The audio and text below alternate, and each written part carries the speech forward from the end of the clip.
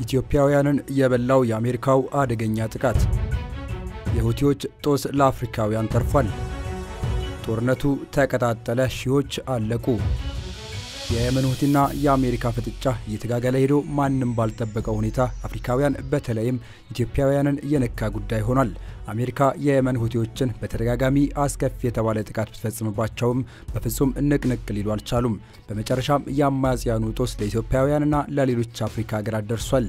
ነገሩ አስከፊ ነው እየተባለ ነው። ለመሆኑ ኢትዮጵያውያን ዜጎች በየመን ምንድነው የደረሰባቸው?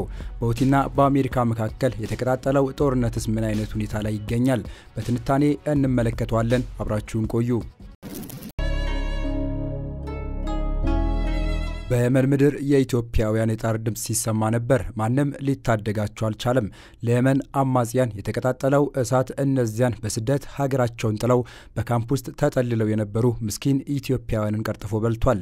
በሌሉበት ባልዋሉበትና በማይመለከታቸው ጦርነት ውስጥ ኩርምት ብለው የተሻለ ኑሮ የሚኖርበትን ጊዜ እየናፈቁ ከዚያ የስደተኛ ካምፕ ወጥተው ራሳቸውና ቤተሰባቸውን የሚቀይሩበትን ጊዜ እየጠበቁ ሳለ የአሜሪካ እሳት የሚተፉ ዘመናዊ ድሮኖችና ጀቶች ቀደሟቸው። ከህልማቸው በፊት ለዘላለም እንዲያሸልቡ አደረጓቸው። ይህ ለብዙ ኢትዮጵያውያን ቅስም የሰበረ ጉዳይ ሆኗል። የአሜሪካ አየር ኃይል ዘመናዊ ጀቶችና ወደር የለሽ የሚባሉ ድሮኖችን አሰልፎ የመን ሁቲዎችን አቅም ለማዳከም ተደጋጋሚ ድብደባ ስትፈጽም ነበር። ታዲያ በዚህ መካከል ነው እነዚህ ምስኪን ኢትዮጵያውያንና ሌሎች የአፍሪካ ሀገራት ሰለባ የሆኑት። በዚህ አሰቃቂ የአየር ድብደባ መካከል ወይኔ እናቴ የሚሉ የጣርና የስቃይ ድምጾች ይሰሙ ነበር ሲል የሮይተርስ የዜና ወኪል ዘግቧል። አሜሪካ በየመን ስደተኞች ማዕከል ላይ በፈጸመችው ጥቃት ቢያንስ 68 አፍሪካውያን መገደላቸው ተነግሯል። በሰሜን ምዕራባዊ የመን የሁቲ ቁጥጥር ስር በሚገኘው የአፍሪካ ስደተኞች ማቆያ ጣቢያ ላይ አሜሪካ ባደረሰችው የአየር ጥቃት ቢያንስ 68 ሰዎች መገደላቸውን የታጣቂው ቡድን የቴሌቪዥን ጣቢያ ገልጿል። በሳዳ ግዛት የሚገኘው ማዕከል በቦምብ ጥቃት የተነሳ ከሟቾቹ በተጨማሪ 47 ሰዎች መቁሰላቸውን አልሚስራህ ዘግቧል። በወደመው ህንጻ ፍርስራሽ ውስጥ የተሸፈኑ በርካታ አካላትን የሚያሳይ ምስሎችን እየተጋሩ ይገኛሉ። ጥቃቱን በተመለከተ ከአሜሪካ ጦር በኩል እስካሁን በይፋ የተሰጠ አስተያየት የለም። የዩናይትድ ስቴትስ ማዕከላዊ እዝ ፕሬዝዳንት ዶናልድ ትራምፕ በመጋቢት 15 በሁቲዎች ላይ የአየር ዘመቻ እንዲጠናከሩ ካዘዙ በኋላ ጦሩ ከ800 በላይ ኢላማዎችን መምታቱን ከጥቃቱ ከሰዓታት በኋላ አስታውቋል።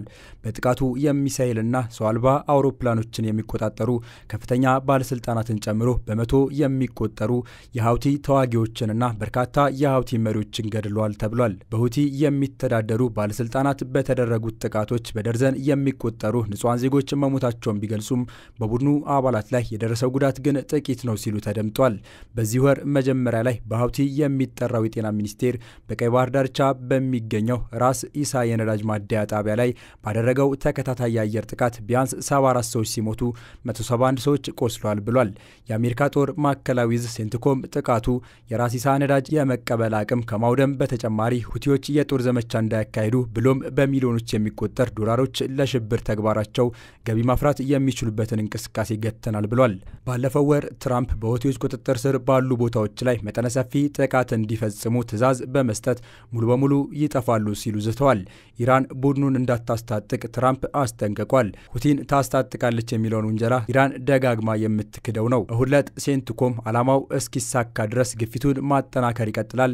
ይህም የአሰሳ ነጻነትና በክልሉ ውስጥ ሁቲ የአሜሪካን እንቅፋት እየሆነ ነው ብሏል። ባለፉት 10 ዓመታት የመን በርስ በርስ ጦርነት ወድማለች። ይህም ተባብሶ ሁቲዎች የሀገሪቱን ሰሜናዊ ምዕራብ ክፍል ዓለም አቀፍ እውቅና ካለውና በሳውዲ ከሚደገፈው የየመን መንግስት ቀምተው ተቆጣጥረዋል። በጦርነቱ ከ150 ሺህ በላይ ሰዎች መሞታቸውና ሰብአዊ አደጋ ማስከተሉ ተነግሯል። 4.8 ሚሊዮን ሰዎች ተፈናቅሏል። ከየመን ህዝብ 19.5 ሚሊዮን ወይም ግማሽ ያህሉ የሀገሬው ህዝብ የእርዳታ ጠባቂ ለመሆን አስገድዶታል። የአሜሪካ ጦር ሰራዊት በየመን የሁቲ ቡድን ኢላማዎች ላይ ከመጋቢት ወር መጀመሪያ ወዲህ ባካሄደው የአየርና የባህር ዘመቻ ከ800 በላይ ጥቃቶችን መፈጸሙን አስታወቀ።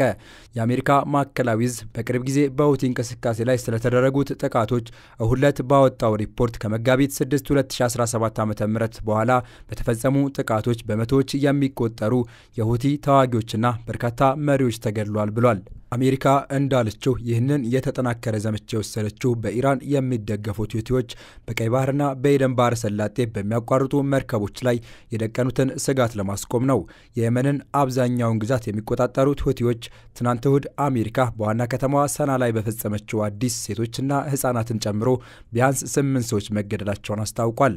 ባለፈው መጋቢት ወር በሁቲ ቁጥጥር ስር በሚገኙ አካባቢዎች ላይ መጠነ ሰፊ ጥቃት እንዲፈጸም ያዘዙት ፕሬዚዳንት ትራምፕ ሁቲዎች ሙሉ ለሙሉ እንዲደመሰሱ ዝተዋል። ጨምረውም ኢራን የሁቲ ቡድንን ከማስታጠቅ እንድትቆጠብ ቢያስጠነቅቁም ኢራን ግን የሚቀርብባትን ክስ በተደጋጋሚ ስታስተባብል ቆይታለች። የአሜሪካ ጦር እሁድ ባወጣው መግለጫ በተፈጸሙት ጥቃቶች የሁቲ ጦር መሳሪያ ማከማቻና ማምረቻዎች ከተመቱ ኢላማዎች መካከል መሆናቸውን ቢያመለክትም ነገር ግን ስለቀጠለው ጥቃት ምንም አይነት ዝርዝር አላስቀመጠም። አሜሪካ በሁቲዎች በቀይ ባህር በኩል በሚያቋርጡ መርከቦች ላይ የሚፈጸሙትን ጥቃት እስኪያቆሙ ድረስ የምታደርሳቸውን ጫና እንደምትቀጥል አመልክታለች። ባለፈው ዓመት ሁቲዎች በቀይ ባህርና በኤደን ባህረ ሰላጤ በኩል የሚያልፉ በርካታ የንግድ መርከቦች ላይ ሚሳኤል፣ ድሮንና ትናንሽ ጀልባዎችን በመጠቀም ጥቃት ፈጽመዋል። በዚህም 2 መርከቦችን አስምጠው 3ኛውን በቁጥጥራቸው ስር ከማዋላቸው በተጨማሪ 4 የመርከብ ሰራተኞችን ገድለዋል። ሁቲዎች ለሚፈጽሙት ጥቃት ምክንያቱ እስራኤል በጋዛ ላይ በምትፈጽመው ጥቃት ፍልስጤማውያንን በመደገፍ መሆኑንና ኢላማ የሚያደርጓቸው መርከቦችም የእስራኤል የአሜሪካና የዩናይትድ ኪንግደም የሆኑትን ብቻ ነው ቢሉም ይህ ግን ከእውነታው የራቀ ነው። ይህ የሁቲዎች ጥቃት የቀድሞ ፕሬዚዳንት ጆ ባይደን የቡድኑ ወታደራዊ ኢላማዎች ላይ የአየር ጥቃት እንዲፈጸም በማድረጋቸው ወይም ምዕራባውያን የጦር መርከቦቻቸውን በቀይ ባህርና በኤደን ባህረ ሰላጤ ላይ በማሰማራታቸው ሊገታ አልቻለም። ባለፈው ጥር ዶናልድ ትራምፕ ወደ ፕሬዚዳንትነት መንበራቸው ከተመለሱ በኋላ የሁቲ ኃይሎችን የውጭ ሽብርተኛ ቡድን በማለት ሰይመዋቸዋል። የቀድሞ ፕሬዚዳንት ባይደን ግን በየመን ያለውን ሰብአዊ ቀውስ ለማቃለል በሚል ይህንን የቡድን ፍረጃ አንስተው ነበር።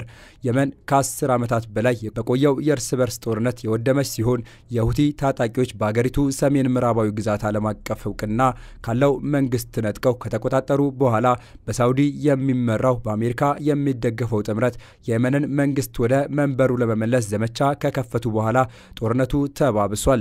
በየመን እየተካሄደ ያለው ውጊያ ከ150 ሺህ በላይ ለሚሆኑ ሰዎች ሞት ምክንያት የሆነ ሲሆን በአገሪቱ ከባድ ሰብአዊ አደጋን አስከትሏል። በዚህም 4.8 ሚሊዮን ህዝብ ለመፈናቀል እንዲሁም 19.5 ሚሊዮን ወይም ግማሹ የአገሪቱ ህዝብ የሰብአዊ እርዳታ ጠባቂ ለመሆን ተገዷል። አልሚስራህ የተባለው የሁቲ ቴሌቪዥን ጣቢያ እንዳለው ሰዓዳ ግዛት ውስጥ በሚገኘው ማዕከላዊ ላይ በተፈጸመ ጥቃት ከሞቱት በተጨማሪ አብዛኞቹ ከባድ ጉዳት የደረሰባቸው 47 ሰዎች ቆስለዋል። ጣቢያው በአንድ የወደመ ህንጻ ፍርስራሽ ስር የተቀበሩ የበርካታ ሰዎች አስክሬኖችን የሚያሳይ አሰቃቂ ምስሎችን አሳይቷል። ኢትዮጵያውያንን ጨምሮ ከተለያዩ የአፍሪካ ቀንድ ሀገራት በርካታ ስደተኞች አደገኛውን የቀይ ባህር መስመርን በህገወጥ መንገድ በማቋረጥ ወደ የመን እንደሚገቡ ይታወቃል።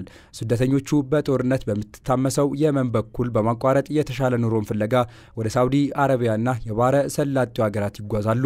ዓለም አቀፍ የስደተኞች ድርጅት እንደሚለው ስደተኞቹ ብዝበዛ፣ ጥቃትና ጦርነት በሚካሄድባቸው ቀጠናዎች በአደጋ ውስጥ መጓዝ ይጠበቅባቸዋል። በዚህም በባህር ላይ ጉዞ ከሚደርስባቸው አደጋ በተጨማሪ የመን ውስጥ በሚካሄደው ጦርነት ምክንያት ለጉዳት እንደሚጋለጡ ሲዘግብ ቆይቷል። ምንም እንኳን በሚካሄደው ጦርነት ምክንያት የደህንነት ስጋት ቢኖርም ባለፈው የአውሮፓውያን ዓመት ከ60 ሺህ በላይ ስደተኞች ወደ የመን የገቡ ሲሆን በአብዛኛውም ምንም ድጋፍ አያገኙም። የየመን የሁቲ ታጣቂ ቡድን ባለፉት ሳምንታት ከ200 ሚሊዮን ዶላር በላይ ዋጋ ያላቸው 7 የዩናይትድ ስቴትስ ሪፐር ሰው አልባ አውሮፕላኖችን በመምታት ከጥቅም ውጪ ማድረጋቸው አይዘነጋም። ሁቲዎች በየመን ላይ የሚንቀሳቀሱትን የዩናይትድ ስቴትስ አውሮፕላኖች ላይ ኢላማ ለማድረግ ጥረታቸውን በማጠናከር ከመጋቢት 31 እስከ ኤፕሪል 22 ባለው ጊዜ ውስጥ ሰው አልባ አውሮፕላኖችን ማውደማቸው ያበሳጫት አሜሪካ ከፍተኛ የተባለ የበቀል እርምጃ መውሰዷን የታወቀው። አንዳንድ ተንታኞች አሜሪካ በየመን ትልቅ ወታደራዊ ኪሳራ ብታስተናግድም ነውጠኛው የትራምፕ አስተዳደር በብሪት ቀጥሏል ሲሉ ተናግሯል።